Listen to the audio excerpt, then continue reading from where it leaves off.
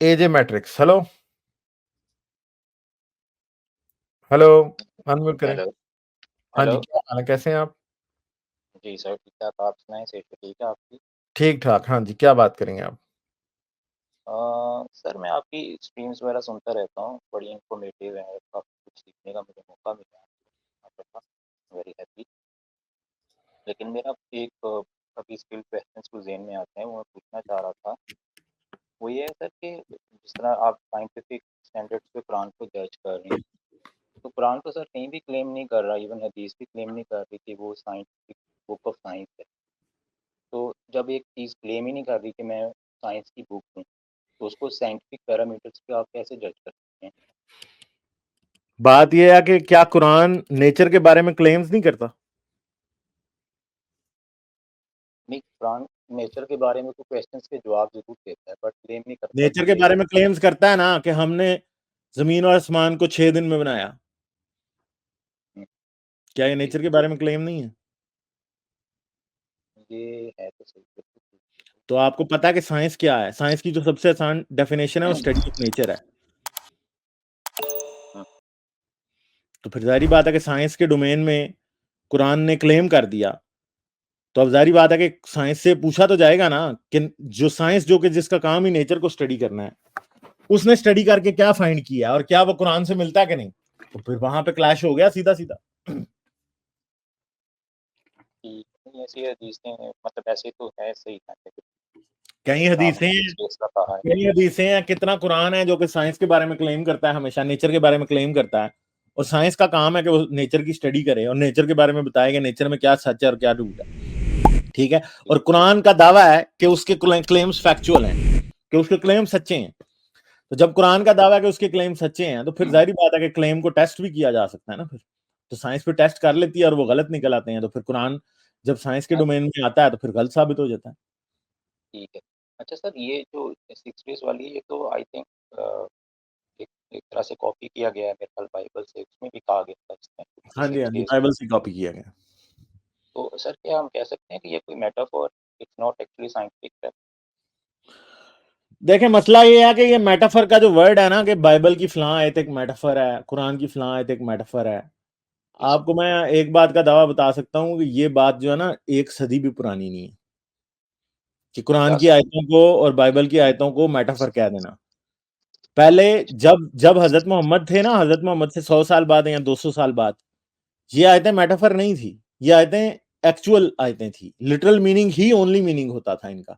आप बाइबल की पुरानी तफसीरें उठा के देख लें, आप कुरान की जलालैन की, सयूती की और उनकी तफसीरें उठा के देख लें जो कि साइंस से पहले आए थे, तो उधर बात वही चल रही है, वो बातें सारी रियल ही हैं। वहां पे यही क्लेम है कि ये सब बातें रियल है, वहां पे कोई क्लेम नहीं है कि ये बातें झूठ है। ठीक है, समझ गए बात आप? जी।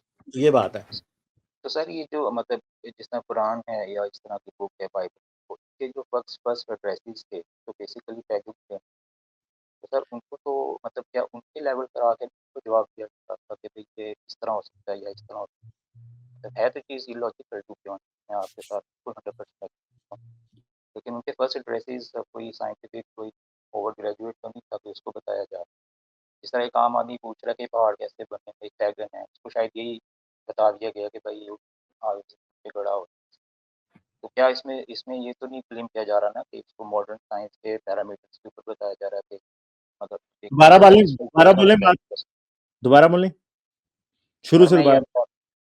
सर मैं ये रिक्वेस्ट कर रहा हूँ कि अगर पुराने जिस तरह ये कुरान के फर्स्ट एड्रेसेस जो थे या जो भी स्क्रिप्चर्स हैं इवन बाइबल के, तो वो सर मतलब जिस तरह कुरान का मैं कह सकता हूँ कि वो तो क्रैश थे, वो तो बिल्कुल एक पैगम्स थे, कोई पढ़े लिखे लोग तो थे। उनको उन्हीं ज़ुबान में जवाब दिया जा रहा है ना, उनको तो हाई साइंटिफिक और दूसरा बुक क्लेम भी नहीं कर रही कि मैं साइंस की बुक, तो उनको तो एक लेमैन लैंग्वेज में बताया जा रहा है, अच्छा फिर इसका ये होगा, इसका ये होगा, इसका मेटाफोर्स शायद यूज़ किए गए हैं या जो, तो क्या मसला हम ये है कि बहुत से जवाबात ऐसे हैं जो कि इतने गलत हैं कि अगर उनको सिंपल लोगों के बारे में भी समझा जाए ना, तो वो मुकम्मल तौर पे गलत ही रहते हैं। जैसे मैं एक एक एक अभी थोड़ी देर पहले एक भाई से बात कर रहा था। वो बात क्या थी? वो बात ये थी कि अल्लाह ये कहता है कुरान में कि हमने पहाड़ ऊपर से रखे। ठीक है, समझ गए हैं बात? जी, मगर मसला ये है कि ऊपर से पहाड़ रखे जाने का जो जवाब है ना, वो बिल्कुल ही गलत है। हाँ, मुकम्मल तौर पे, ठीक है? उसको आप किसी भी सूरत में ना सच नहीं समझ सकते। समझ गए आप?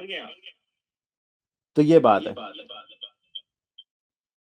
ठीक है? तो सर कि वही है ना कि शायद इसकी किसी एक पैगन का जवाब दिया गया हो और उसको मतलब आई एग्री कि मतलब ठीक है लॉजिक नहीं बट इसको कोई साइंटिफिक क्लेम की तरह तो नहीं देखा जा सकता। मतलब क्लेम तो नहीं कर रहा ना कि ये साइंस का जवाब दे रहा हूँ। फॉर एग्जाम्पल अगर हम फर्ज कर लेते हैं कि ये प्रॉफिट नहीं जवाब दे तो डज ही क्लेमिंग कि ये साइंटिफिक जवाब है।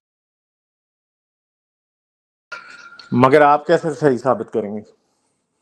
मैं तो सही साबित ही नहीं कर आप सकता। मतलब समझते हैं कैसे साबित साइंस के करेंगे हिसाब कि ये से मैं मेटाफर है? मैं तो मसला समझ ये है कि जी जब अल्लाह ये कह रहा है कि कुरान में कि पहाड़ ऊपर से नीचे रखे गए, तो अब आप इसको जितना मर्जी मेटाफर बना लें, साइंसी तौर पे तो बात गलत रहेगी ना।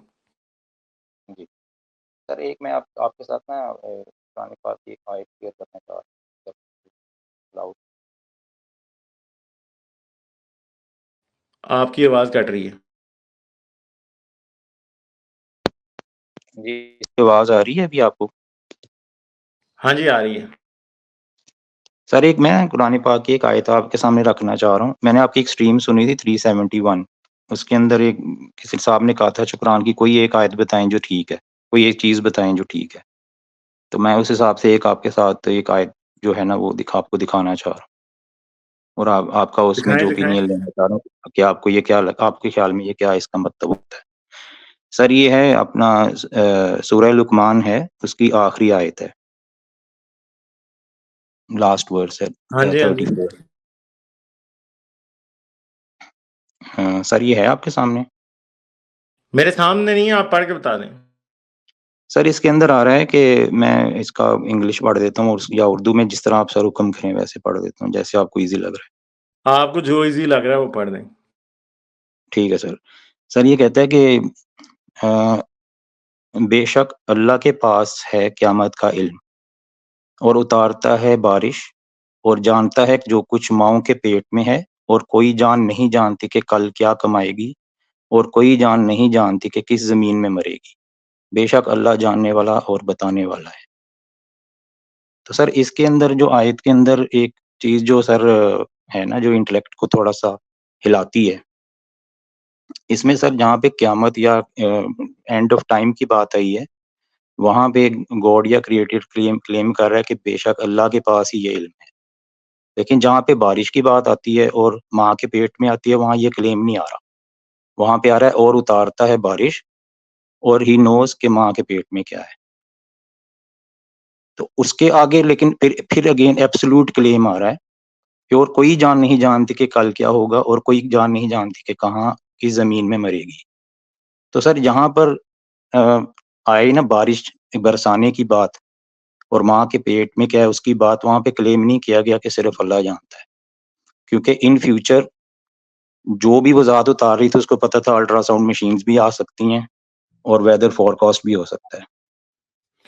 लेकिन जहाँ पे क्लेम था क़यामत का और कोई नहीं जानती कल क्या कमाएगी और कोई नहीं जानती कहाँ मरेगी। वहाँ पे एब्सोल्यूट क्लेम आया कि इसका नहीं होगा।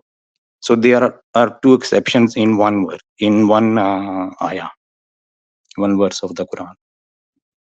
तो क्या ये डेलिब्रेट हुआ है या किस तरह हुआ है आई डोंट नो। मसला ये है कि ये मैटर नहीं करता ना। मैं इस झगड़े को खत्म कर देता हूँ और वैसे भी काफी लंबी होगी ये बात, मैं अब एंड करूंगा इसको।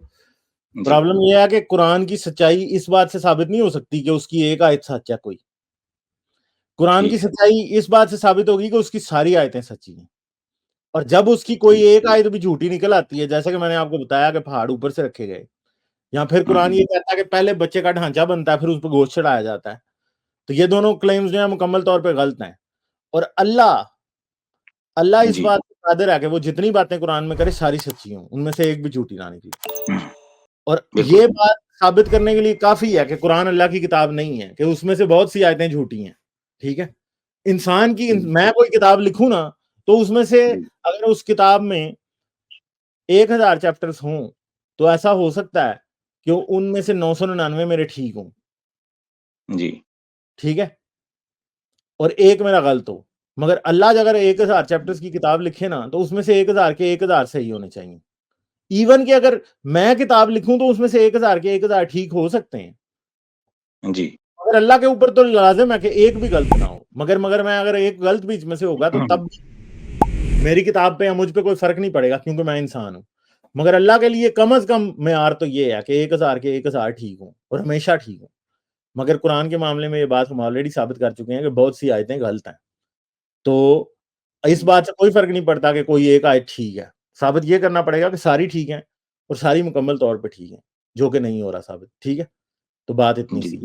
चलें, इसलिए ये पता चल जाता है कि अल्लाह की किताब नहीं है। चलें, बहुत शुक्रिया, फिर करेंगे बात आपसे। Okay, thank you.